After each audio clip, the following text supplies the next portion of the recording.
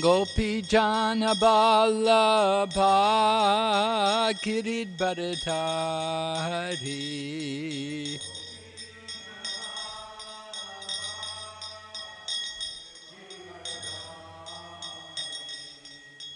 Yashodanandana Brajajanaranjana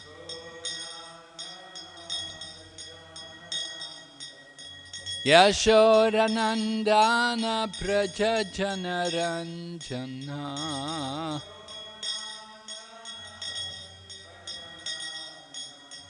Yamunatira Vanachari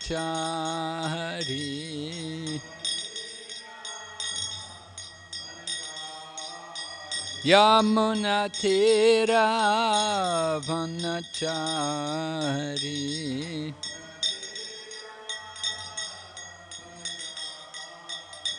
Hare Krishna Krishna Krishna Hare Hare Hare Rama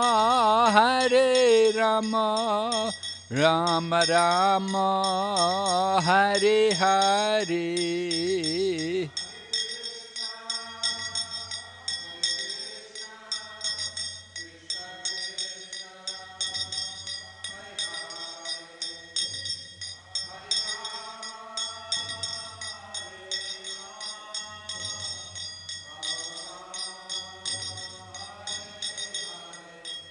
Hare Krishna Krishna Krishna Hare Hare Hare Rama Rama Rama Hare Hare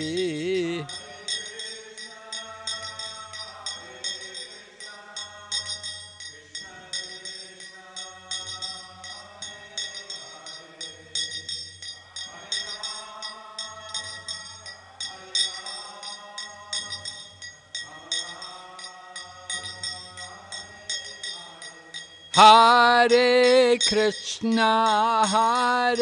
Krishna Krishna Krishna Hare Hare Hare Rama Rama Rama Hare Hare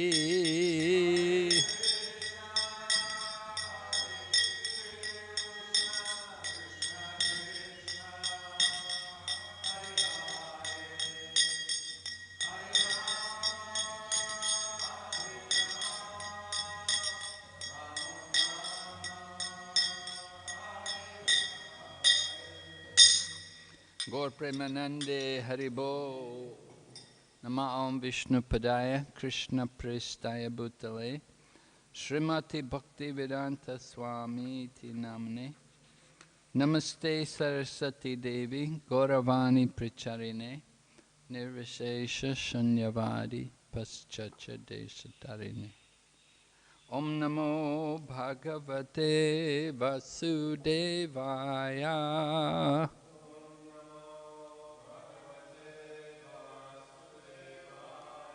Om Namo Bhagavate Vasudevaya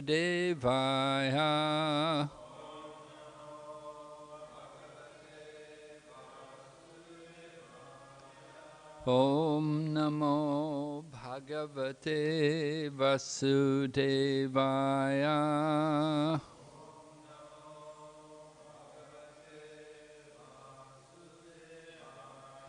Narayanam Namaskrityam Naram Chaiva Narottamam Devim Sarasatim Vyasam Tato Jayamudhirayat Nasta Praeshu Vabhadreshu Nityam Bhagavata Sevaya Bhagavati Uttama Shloke Bhaktir Bhavati Naistaki. We're reading Srimad Bhagavatam, Canto 10, chapter number 13. Beginning chapter 13, entitled The Stealing of the Boys and Calves by Brahma.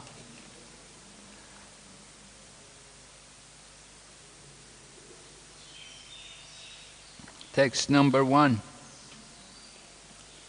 Shri Shuka Uvacha Sadhu Prishtam Mahabhaga Tvaya Bhagavat Ottama Yanutana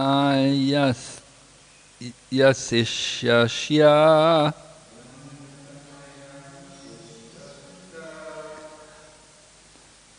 Yanutana Yasishyasya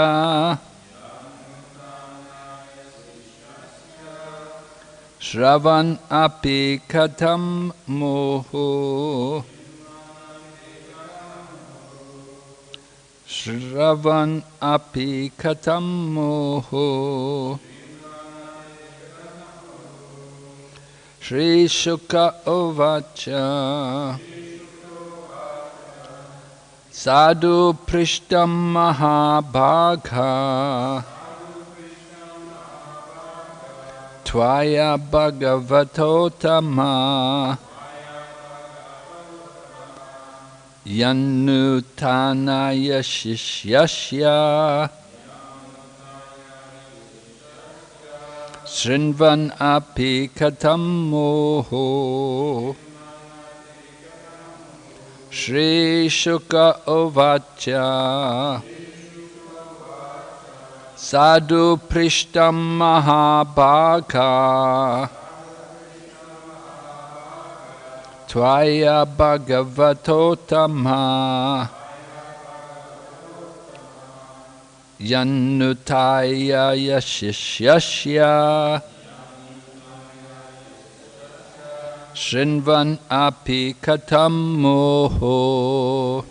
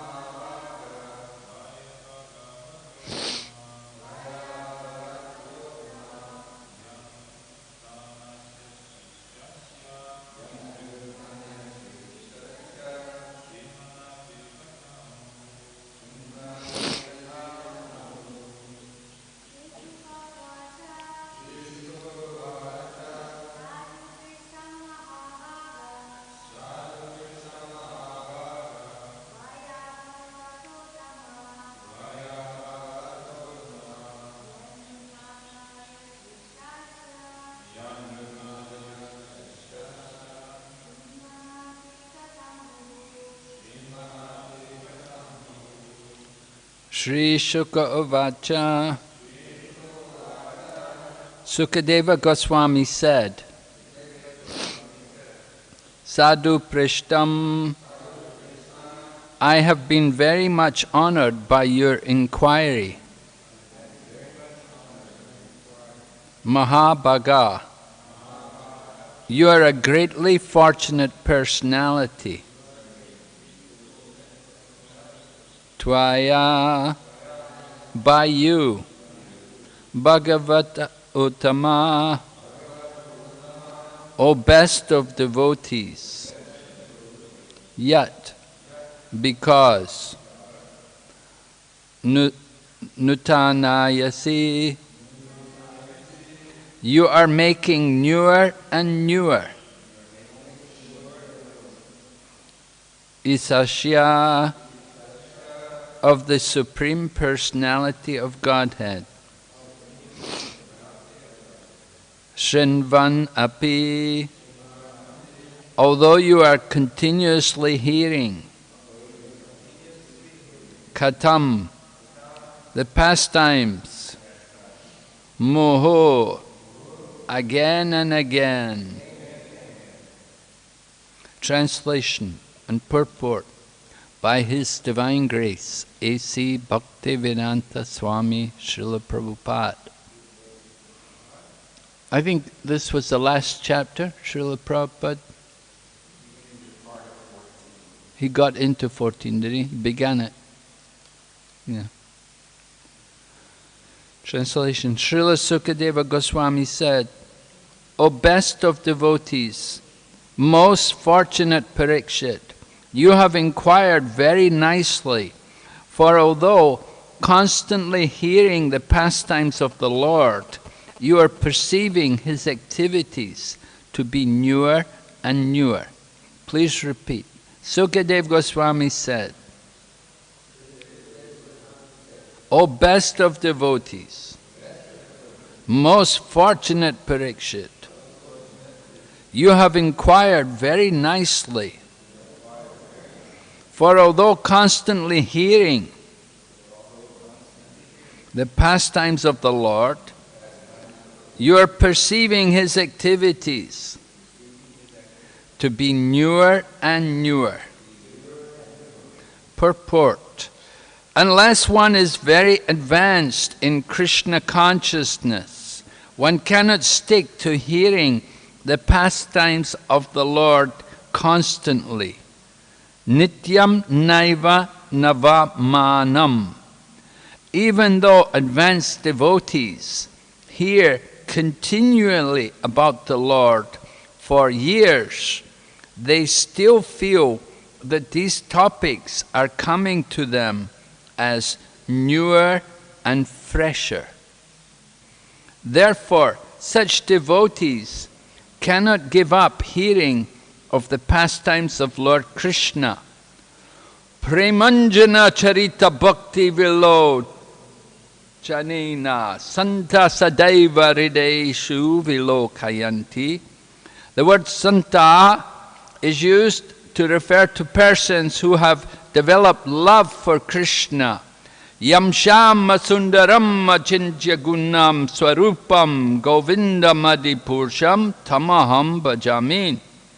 Parikshit Maharaj, therefore, is addressed as Bhagavat Uttama, the best of devotees, because unless one is very much elevated in devotional service, one cannot feel ecstasy from hearing more and more and appreciate the topics as ever fresher and newer.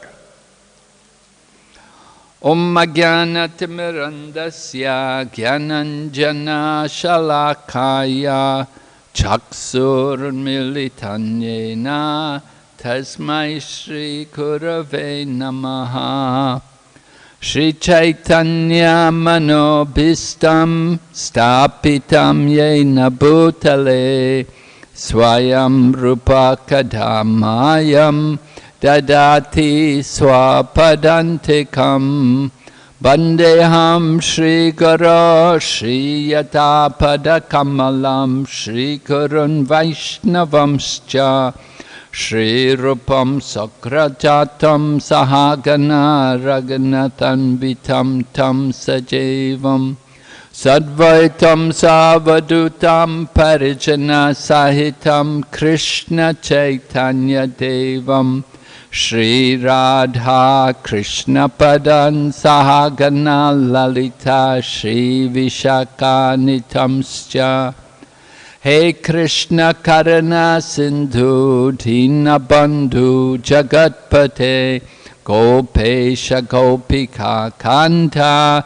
Radha Kanta Namastate Tapta Kanchana Gaurange Radhe Vrindavaneshwari Vrishabhanu Sute Devi Pranamami Hari Priye Vanchakalpatarubhyascha Kripa Sindhu Bhayevacha Patitanam Pavanebhyo Vaishnavibhyo Namo Namaha Jaya Shri Krishna Chaitanya Prabhu Nityananda Shri Advaita Gadadhar Shri Vasade Gaur Bhaktavinda Hare Krishna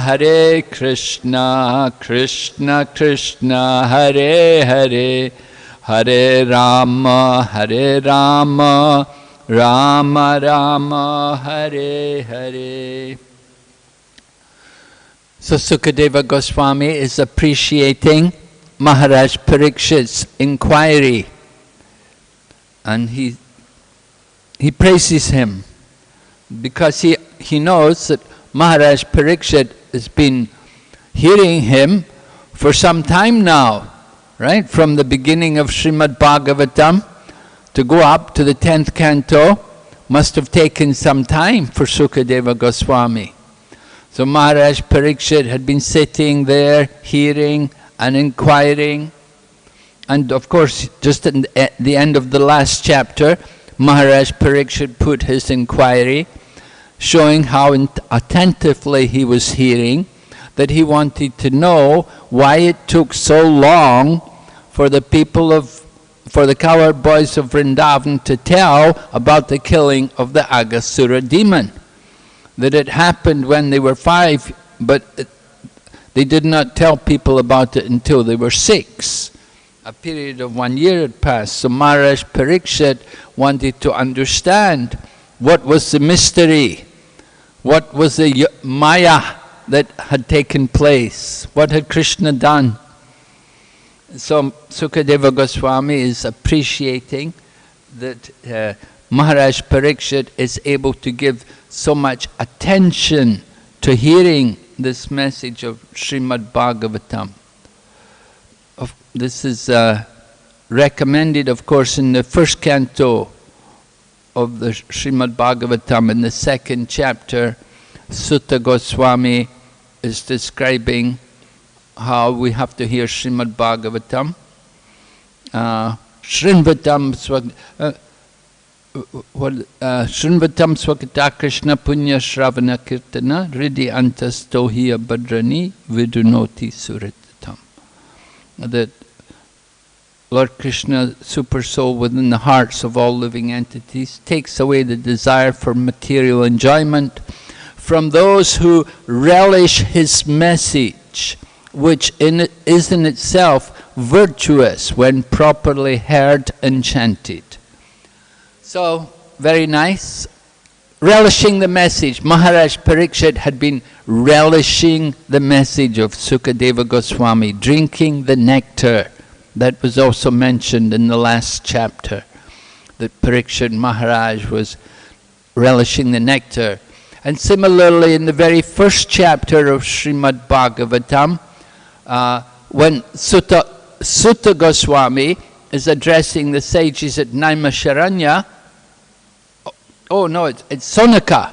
Sonaka is addressing Sutta Goswami, because Sonaka had been inquiring. And so he said, we never tire of hearing the topics of the personality of Godhead. Right? So this is the nature of transcendental knowledge.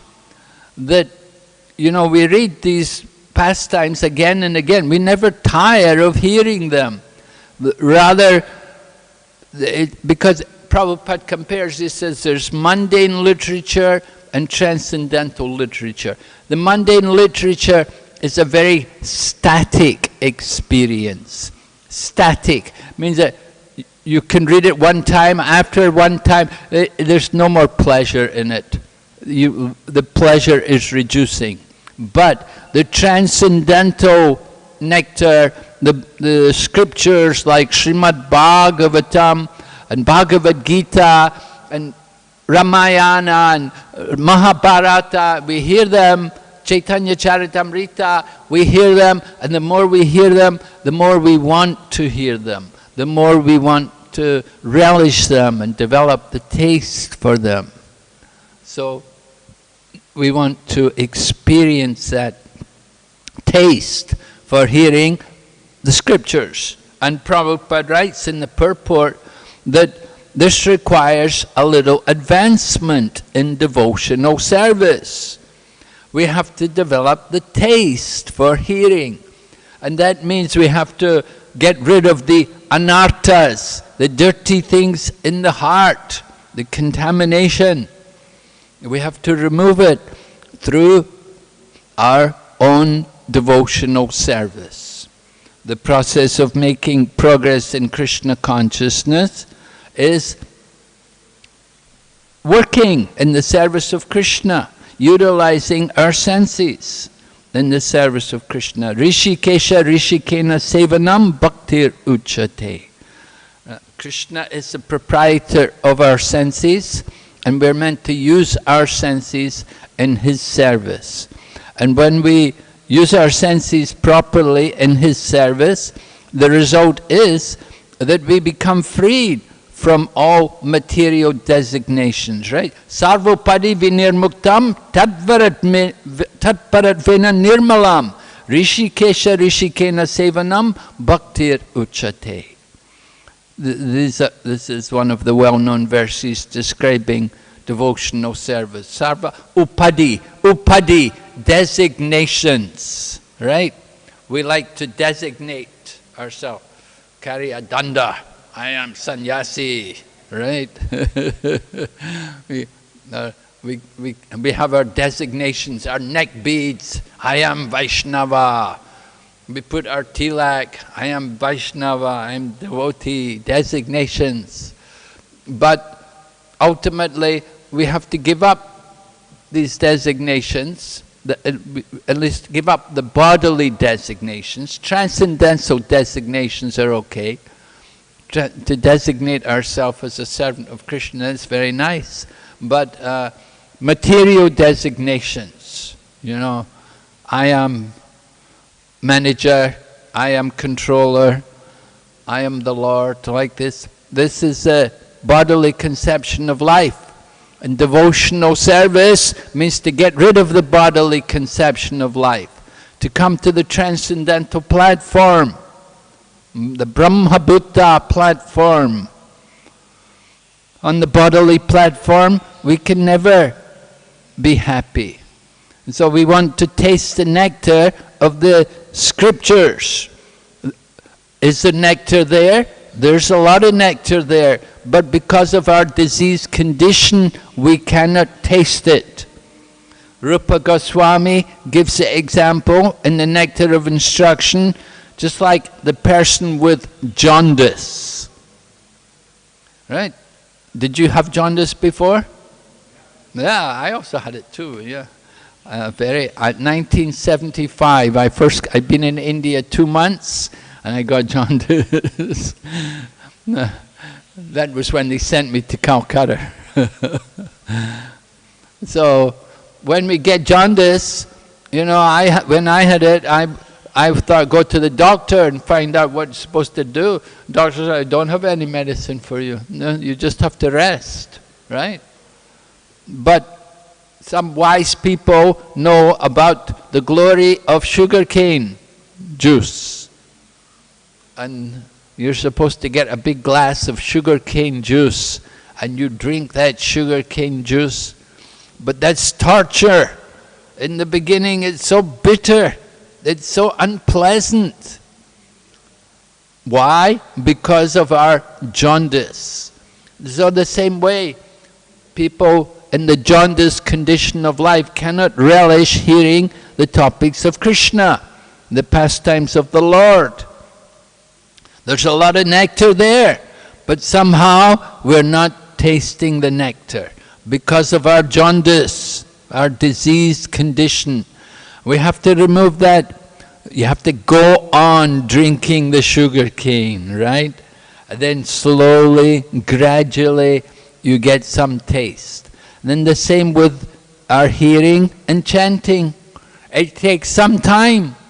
And Prabhupada also said, when he first heard his spiritual master, he could not understand what he was talking about.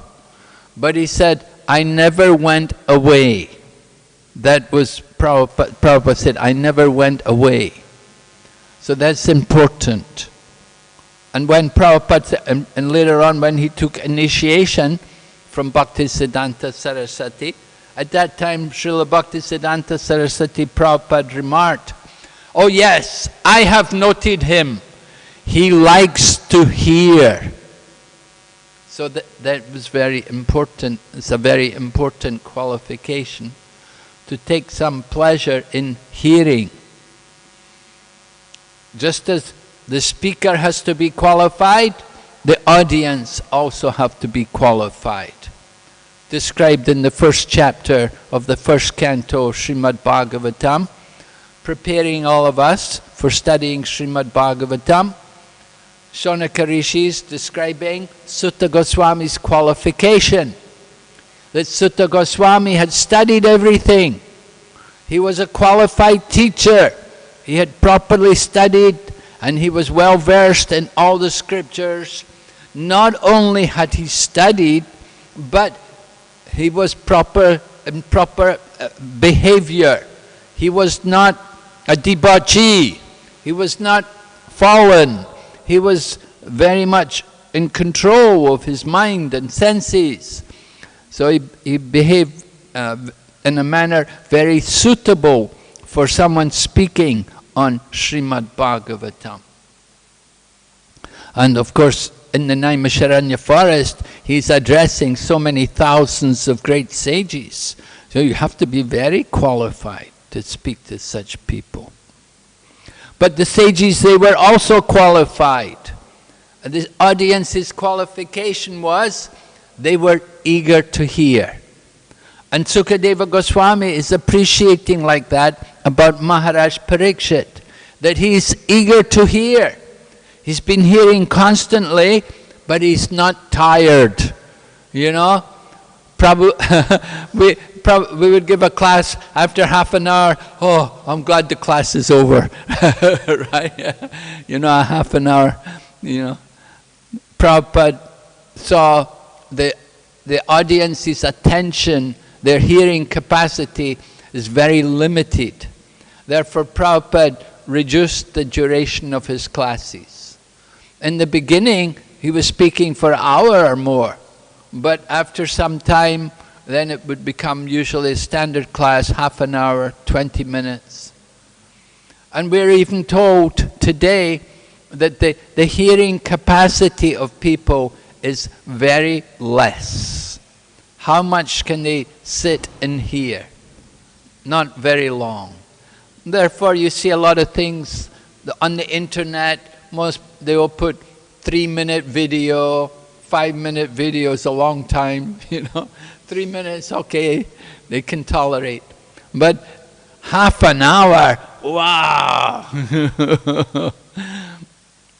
I remember when I was doing some work one time in China, trying to, you know, introduce Krishna consciousness many years ago in China. And at one point I was giving a presentation to some university students. So there was one American man there. He was actually from the Mormon. And you know, I was doing quizzes and I was giving away books as a prize. So I had a Bhagavad Gita for someone. So I gave a Bhagavad Gita for someone. And the American man from this Mormon, he said, "What? You read such a big book?" I didn't tell him, well, that's only the beginning. We have so many more. But he was right, really, you read such a big book. People today, you know, they don't have a lot of capacity to study and to absorb things. Difficult. Why? Because so many material desires in the mind. They're struggling with their mind and senses. Huh? So this is an unfortunate position of the conditioned souls. They have that jaundice of material life, and they cannot taste the real nectar of Krishna consciousness. But to a devotee, we have very different experience. We hear and we want to hear more and more. Just like when we have Kirtan Mela, so many devotees, they go in there and they would sit there the whole day, day after day, to hear. And similarly, when we have Shravana Utsav, people will go there and hear, and they'll be happy to be there the whole day and hear and hear. It's pleasurable for people, for those who have a pure heart. So we have to purify the heart. There's a nice pastime I was remembering, because in the purport Prabhupada talks about how you have to feel this nectar, that it's ever fresh, it's very relishable. So in the Chaitanya Charitamrita, one of the interesting pastimes is Lord Chaitanya at Rathayatra. And Lord Chaitanya is dancing at Rathayatra, and then at a certain point there's a break, and Lord Chaitanya goes into the garden there and he lays down. He wants to take some rest because they've been doing a lot of energetic kirtan and dancing. So Lord Chaitanya lays down to take some rest, and at that time it was arranged that Maharaj Prataparudra would come. And Maharaj Prataparudra had been told by Sarvabhauma Bhattacharya to disguise himself, to put on the dress of an ordinary Vaishnava devotee. In other words, dhoti, and maybe wrap a cloth around himself, like that. I don't think people wore kurtas in the time of Lord Chaitanya Mahaprabhu. Did they? Probably not. So anyway, Maharaj Prataparudra comes in and he bows down and he touches the feet of Lord Chaitanya, and then he begins to massage his legs very expertly. And while he's massaging the legs of Lord Chaitanya Mahaprabhu, he begins to recite the Gopi Gita from the 10th canto Srimad Bhagavatam. When the gopis are looking for Krishna, Krishna had gone away from the gopis. It's very impressive to read this. You can understand Maharaj Prataparudra, he was really a good devotee, because he could begin to recite the Gopi Gita. Jayati te dikam dikshu brajat, jayati te dikam janmana braja, shrayata indiras jasvadatrahi, daita drishyatam dikshu tavakas, Tvaya dhritasavas tvam vichinvate. The gopis are singing to Krishna that, O Lord Krishna, that because of your birth here in Braja, the land of Vrindavan has become glorious. And Indira, the goddess of fortune, resides here always. We are maintaining our lives only for your pleasure. So, dear Lord, kindly, we are searching for you, kindly show yourself to us. So like this, the gopis were singing in separation of Krishna, and Maharaj Prataparudra is reciting Gopi Gita, and then he comes to that wonderful verse, Tavakatamritam tapta jivanam kavibiriditam kaumasapaham Shravana mangalam Srimad atatam bhuvi grinantiye buridajana. And when Lord Chaitanya hears that verse, then he was laying down with his eyes closed while Maharaj Prataparudra was massaging him. But when he hears that verse, then he becomes enlivened, so enlivened. And he stands up and he embraces Maharaj Prataparudra. Now previously, Lord Chaitanya didn't even want to meet Maharaj Prataparudra because he was a king. And Lord Chaitanya said, I'm a sannyasi. I cannot associate with a materialistic person like a king. It will be a stain on my character. One stain on the cloth and the cloth is ruined. If I associate with him, it will be very, very... But here, Lord Chaitanya is embracing him. And he's saying, go on reciting. Oh, who are you? Who are you? Who are you? You have done so much for me. Lord Chaitanya Mahaprabhu is telling Maharaj Prataparudra, and you are Burida, right? But the last word in the verse, Tavakatamritam tapta jivanam kavibiritam kaumasapaham Shravana mangalam Srimad atatam buridajana. Buridajana. I say, you are Burida, very magnanimous, right? Very magnanimous person. You are Burida, and you have done so much for me. You know, this was Lord Chaitanya hearing the Gopi Gita. So he was taking so much pleasure to hear these things. And similarly, of course, Lord Chaitanya would go almost regularly to see Gadadhar Pandit and to hear Srimad Bhagavatam from him, to hear about Dhruva Maharaj and Prahlad Maharaj, because he got so much pleasure in hearing these pastimes again and again. It was never anything stagnant or dry, but it was a dynamic affair, always increasing, feeling more and more ecstasy in hearing these wonderful pastimes.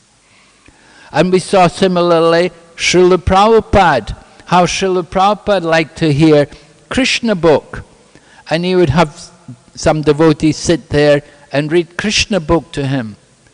And Prabhupada would say, I never wrote these books. Krishna must have written them through me. So he was relishing hearing the topics of Krishna. So like that, we also have to develop our taste and appreciation for hearing about Krishna, for hearing these topics again and again. Just like hearing Bhagavad Gita, we may say, oh, Bhagavad Gita, I know Bhagavad Gita, I've studied Bhagavad Gita, but there's still so much we can go through it. His Holiness Hanumat Prasad Swami, he said, you can study at the level of Bhakti Shastri, and you can study Bhagavad Gita again at the level of Bhakti Vaibhav. And you can go on studying, at higher and higher levels. There's no limit to what depth or what height we can study these scriptures at. The message is so rich, but we're just like little fish on the surface. We're only we're only beginning to enter in. We don't know everything. We're just like somebody paddling in the shore of the sea. We don't know everything about the ocean. We're only there at the shore. What do we know about the sea? But there's a whole ocean of nectar of devotion. We want to go into these things and to dive deep into them and become more and more absorbed in appreciating and relishing the nectar of these different topics. So like this, Sukadeva Goswami is encouraging Maharaj Parikshit, that he's very pleased with him, he's very satisfied that he's hearing. And now Sukadeva Goswami's come to the 10th canto. He's describing the smiling face of the Lord, the height of the most, maybe probably most important of all the cantos of Srimad Bhagavatam, because it's describing all the topics of Lord Krishna. So certainly Maharaj Parikshit wants to hear very carefully everything in detail, and he is very absorbed. Now we would think you could understand in this situation, your life is threatened, you don't have long to live, you know, you'd be so worried, it would be difficult to concentrate, difficult to focus the mind, because you'll all be thinking, when is that snake bird going to come? When am I going to get when's he going to kill me? You'd be a little worried, more thinking like that. But Maharaj Parikshit's mind is very controlled. He's very focused on just hearing this subject matter of Srimad Bhagavatam. You know, sometimes we get managers in ISKCON, they come to a Srimad Bhagavatam class, but their mind is always on all the activities they've got to do, and they've got their handphone and they're looking at their handphone and checking the mail, and they're thinking about the appointments they have all day, you know, because they have a lot, they think, oh, I'm so busy, I can't really concentrate on Srimad Bhagavatam. But here's Maharaj Parikshit, he's going to die, his life's coming to an end, it's the final days of his life, but he's so focused, he wants to hear very carefully. And of course Maharaj Parikshit had asked, what is the duty of one who is about to die? And what is the duty of all people at all time? And the answer was the same for both of them, that they both have to hear, chant, glorify and remember the Supreme Personality of Godhead.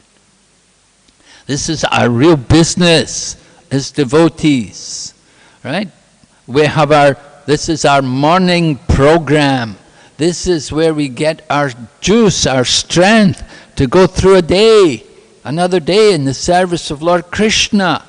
We want to have something to absorb our mind in, and we want to absorb our mind in these topics of Srimad Bhagavatam.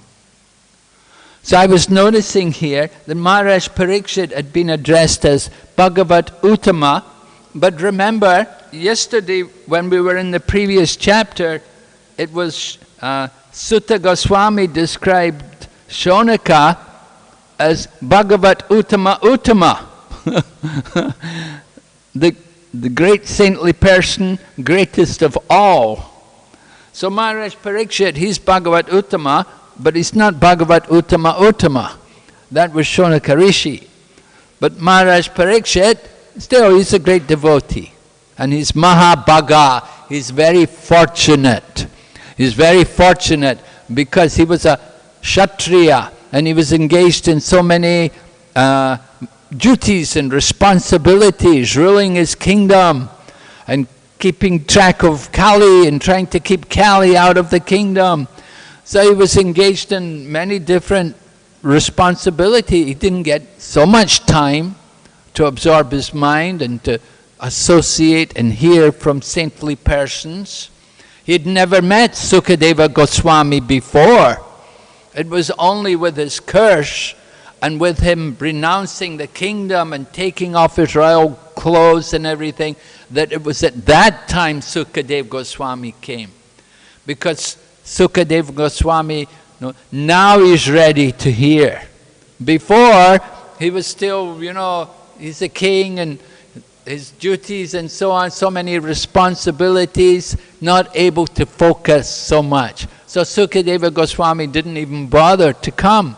But now he's ready, he's preparing for that, for this big moment to leave the body, right? The final exam, which we all have coming to us one day, sooner or later.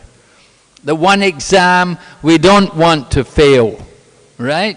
We have many other exams in our life, so many exams and tests we have, but the ultimate test is coming at the end of life. And Maharaj Parikshit is really intensely preparing himself. Prabhupada wrote to the temple president of New York, at that time was a devotee called Gopi Paranadana. So Prabhupada wrote to him, Prabhupada was giving initiation, and Prabhupada said, make sure all of these devotees learn to cram my purports. He wants cram, you know, did you cram for an exam? Before an exam you have to cram, you study, you know, you stay up all night before the exam because you haven't done much work all year. So you have to put a lot of work in the final days before the exam. You really have to cram. You have to do a lot of prep in the final days just to get yourself really ready. So Prabhupada used that expression, he said, cram my purports. Right? Study really intensely, carefully, so that we can really get the message and understand what Prabhupada is telling us. We have to do like that if we want to pass that test which is coming with the end of life, when we have to give up this body. Antakale smaran mukvat, antakale smaran mukvat, smaran mukva kalevaram. Right? One who can remember me at the time of death, then he will come to me without fail. 8th chapter of Bhagavad Gita. Ante Narayana Smriti. Right? We should remember the Lord at the end of life. So we have to practice. If we have not practiced remembering the Lord, that's very difficult at the time of death. Therefore Maharaj Parikshit, he wants to really prepare himself. Of course, he had practiced from even before his birth. He had some experience. But still, with the final days coming, he wants to really intensify his meditation and his absorption in the Lord. And he does it through hearing Srimad Bhagavatam. This is the ultimate process in this Kali Yuga, that we hear the Srimad Bhagavatam and we discuss it together, and in this way we can make our lives perfect. We can be ready for that final test. Hare Krishna. Some questions, comments?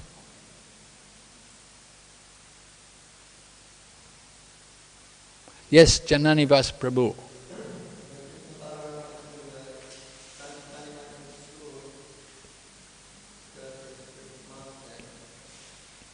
He gave them a blessing. He said, of course you're beyond blessing, but it's my duty to give you blessing. That whatever you speak will always stay fresh and ever.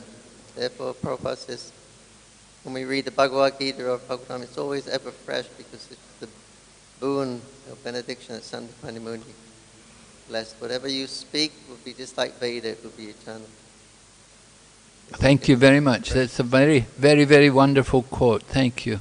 Krishna and Balaram, because Krishna and Balaram had brought back Sandipani Muni's son from death.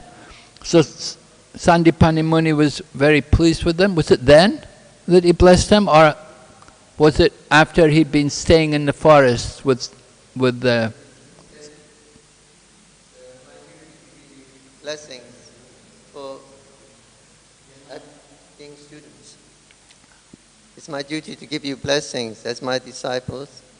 But did he bless them did he bless Krishna and Balaram? Was it after he brought their son back from death that he blessed them? Also he wanted his son.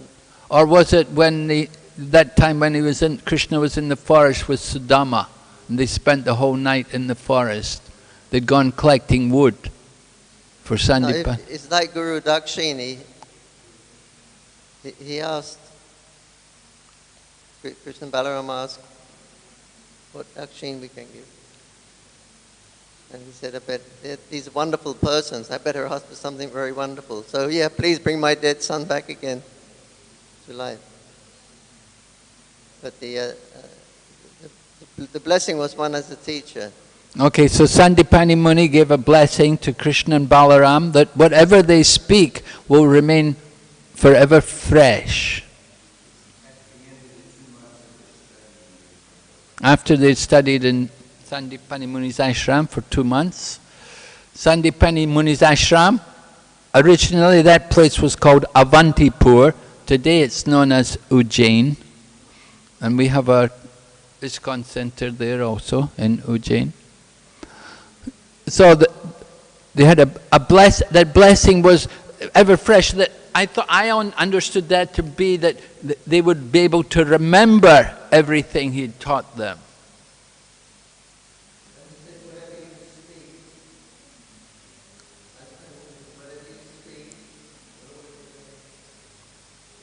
Whatever you speak will remain fresh. But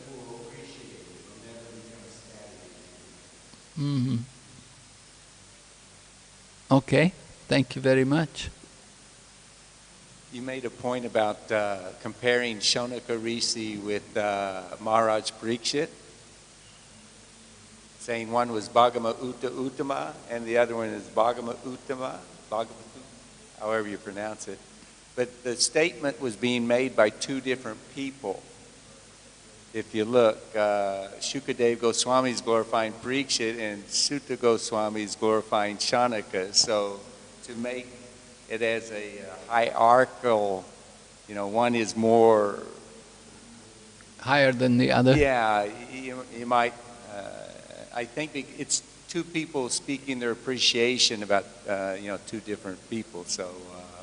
Okay, yeah, good point, yeah. They different speakers, so they appreciate their audience in different ways. Nice. Questions from Jamuna Priya Devidasi. Thank you for Gurudev's excellent class. Those great souls, after listening to the instructions of Krishna, they can immediately practice it. And they can also concentrate on hearing tirelessly. So I want to ask, when can I make such an advancement and reach this level? When can you make advancement and reach the level of someone like Maharaj Parikshit? Well, by pious activities over many lifetimes. By doing devotional service, simply by doing more intense devotional service. Continue with your service and don't stop. Just like we said about Srila Prabhupada, he didn't go away, he liked to hear. So you continue to hear and you continue to chant and you keep yourself always busy in the service of Krishna. And gradually you will also become like that. Our spiritual identity is to be an associate of Krishna. We all belong with Krishna in the spiritual world. We have love of Krishna in our hearts. We just have to purify our heart. And the process to purify our heart is sadhana bhakti. All the things which we're doing. All the work, all the chanting and the hearing and the questioning and the studying and memorizing slokas and the worshipping of the deities and offering the artis and the cooking for the deities, all of these different activities, the preaching and book distribution, everything when we do it in Krishna consciousness, then we will make more and more advancement. Example was given, just like the mango. Nowadays, mangoes are coming into season, and we get the green mango, but you keep the green mango for a little while, and it becomes riper and riper, right? So the same way our devotion for Lord Krishna is like that mango. Our mango is green, but if we continue in the service of Krishna, it will become riper and ripen.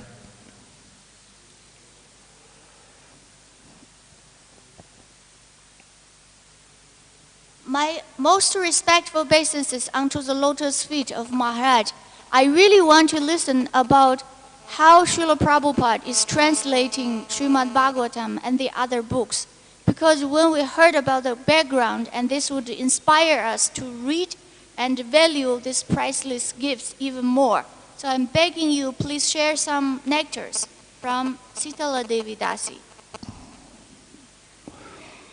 Nectar about Srila Prabhupada translating. Well, Srila Prabhupada's translation was his most important activity. Prabhupada dedicated his personal time to translation.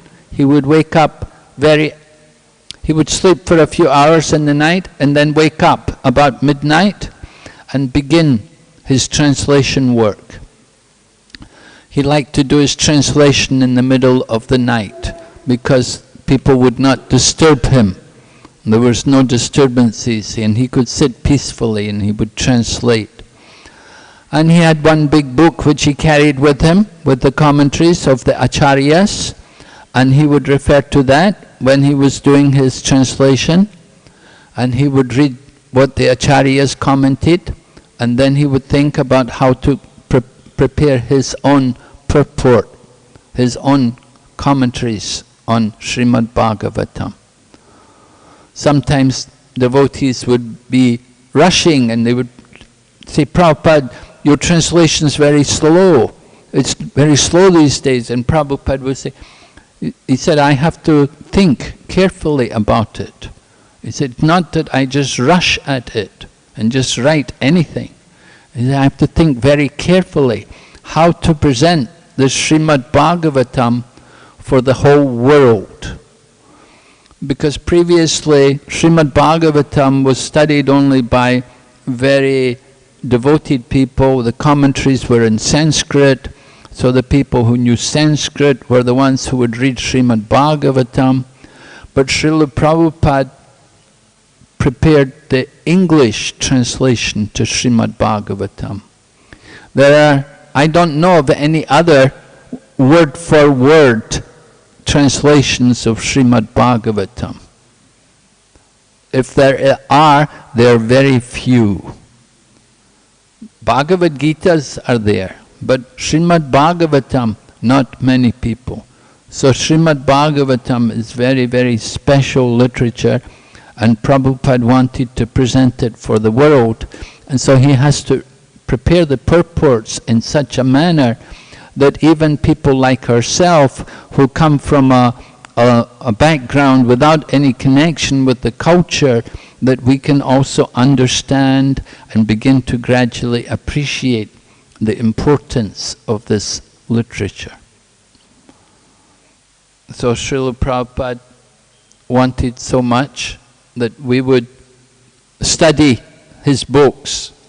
He said, I am not writing the books just simply for the devotees to sell, but it's for you to study, to read and study yourself. So this is very important for us to have a program. So many people are in our movement, but there's so many, they've never gone through the Srimad Bhagavatam. They've never gone through Prabhupada's books. They don't take the time to read. We have to read very carefully and go through the books.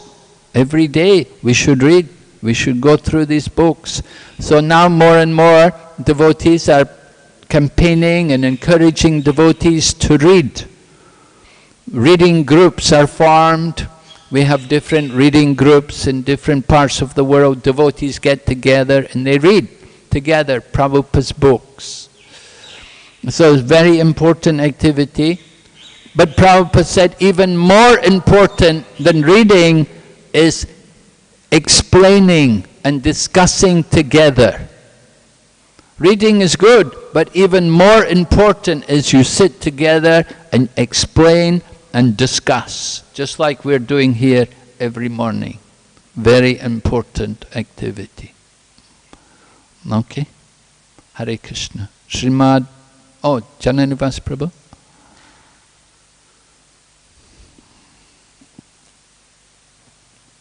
Hare Krishna. When Srila Prabhupada was translated Bhagavad Gita, he was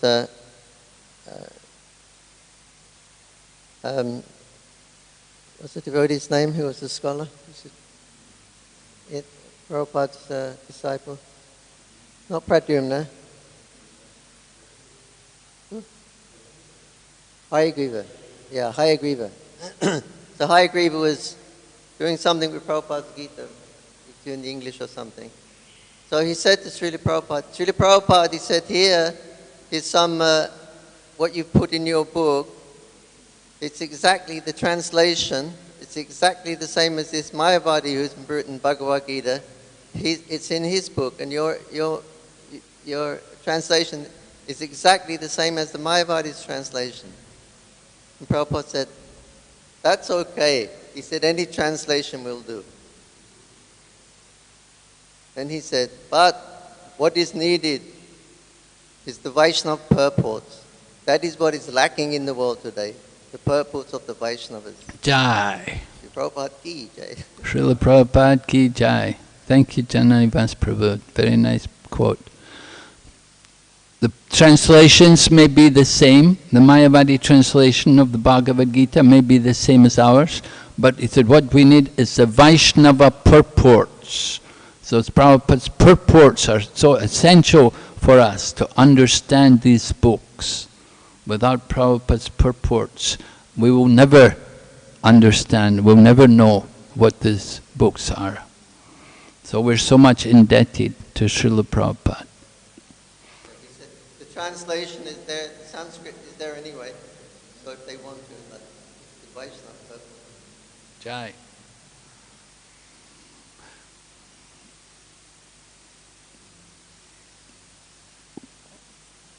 Recently, I've heard a couple of times God brothers quoting previous acharyas and then trying to explain Srila Prabhupada's not repeating the same point or saying something different and trying to relegate it, or in the way I took it, trying to, well, they're not trying, but denigrating it, that Srila Prabhupada would make many encouraging statements. And I just wanted to put it for the discussion that proper understanding for Prabhupada Nugas is that we understand the previous acharyas' commentaries through the commentary of Srila Prabhupada, through his purports. Our access to the previous acharyas is through Srila Prabhupada. And if you were forced, of course, it's an important point that in the absolute sense there is no disagreement among the acharyas, but then there are apparent differences that are sometimes hard for someone to reconcile. But I wanted to put it out there that my understanding is the proper mood of a disciple of Srila Prabhupada or a follower of Srila Prabhupada is that they should see the previous acharyas' teachings through the perspective of Srila Prabhupada's purports, not the other way around. And it's becoming more common that people will quote previous acharyas, which is nothing, that's wonderful. Srila Prabhupada's given us a letter of introduction to the previous acharyas if we are a sincere follower and disciple. But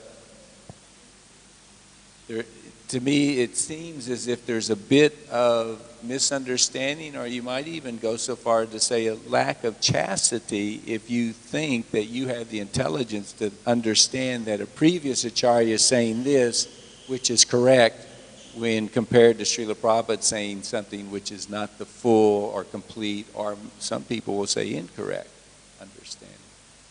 So I put that consideration or comment.